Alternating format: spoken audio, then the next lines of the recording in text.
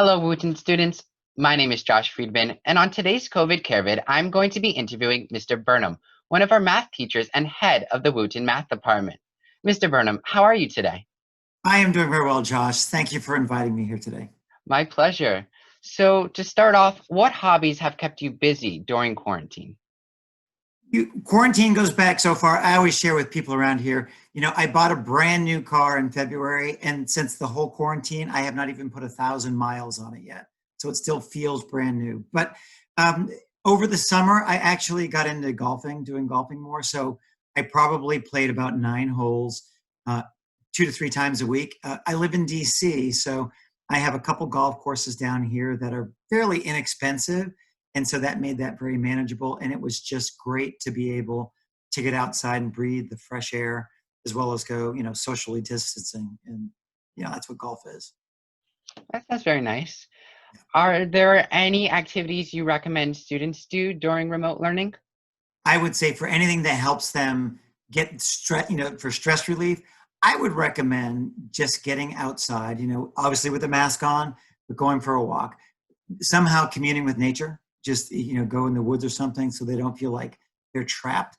But I just think that is something, sometimes we are so enclosed with our own families in the house that if they have a chance just to go outside, that would be a great thing.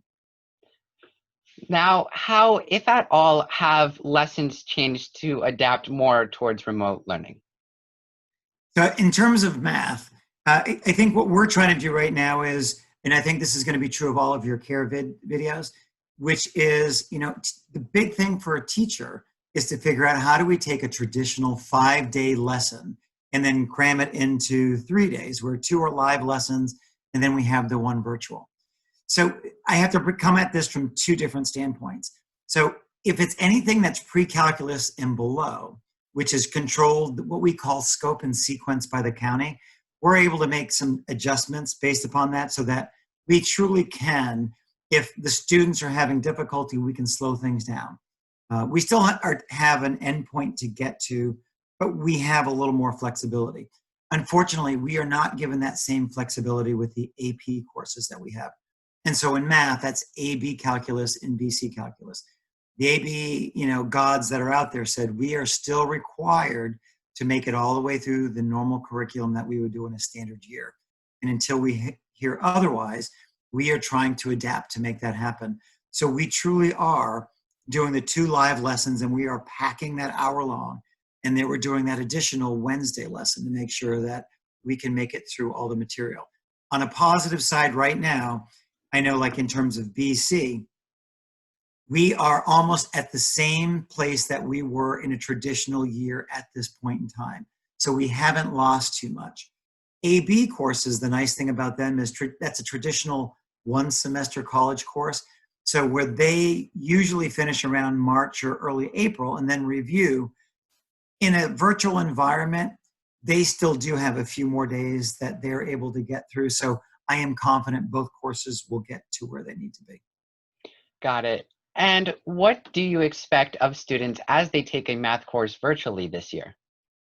So the most that we can ask, and we know that being in a virtual environment is challenging for everyone, though I like to always say, and I've heard this from Ms. Markowitz, there are some people that are really flourishing in this that you wouldn't normally expect. And some people are having a little more of a struggle. So I think my advice to students is as much as they can, we as teachers welcome them turning their video on because it makes us, just being able to see a person just makes it more lively. And that interaction makes it feel a little more like school. But as a student, I know sometimes it's nerve-wracking. But if they truly do have a question, is to unmute and ask the question. If they are a little bit nervous, I would suggest that they submit their question through the chat room.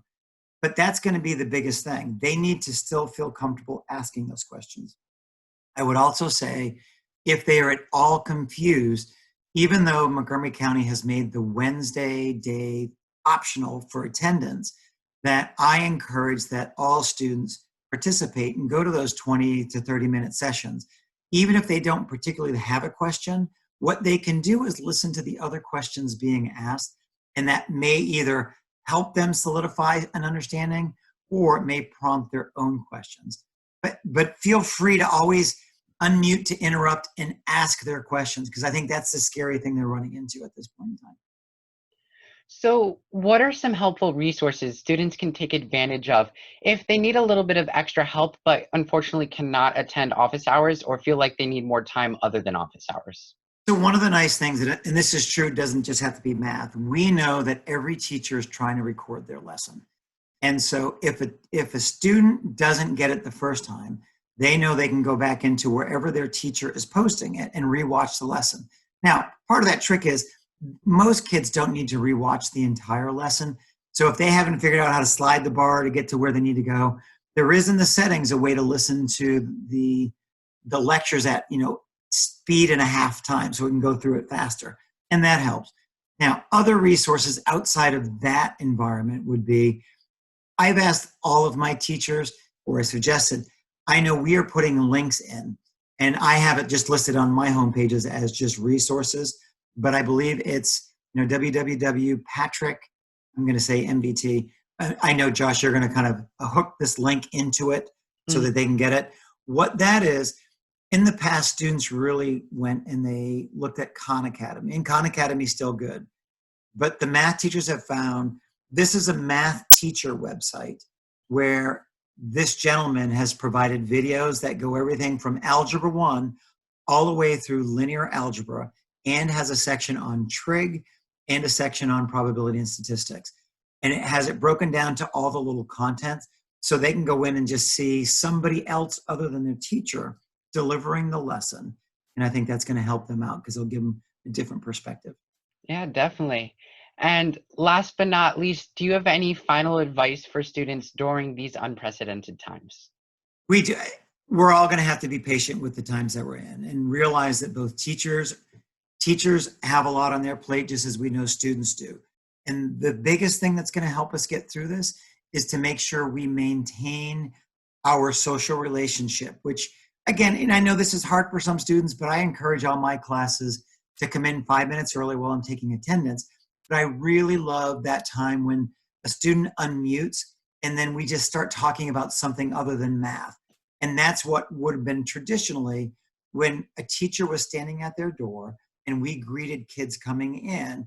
But we also had those side conversations. And I think that social aspect will make everybody feel much more like we live in a community.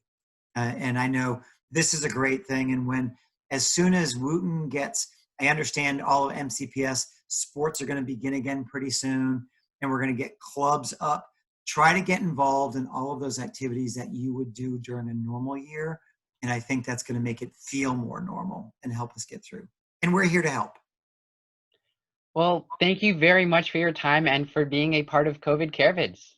Well, thank you very much, Josh. I appreciate it.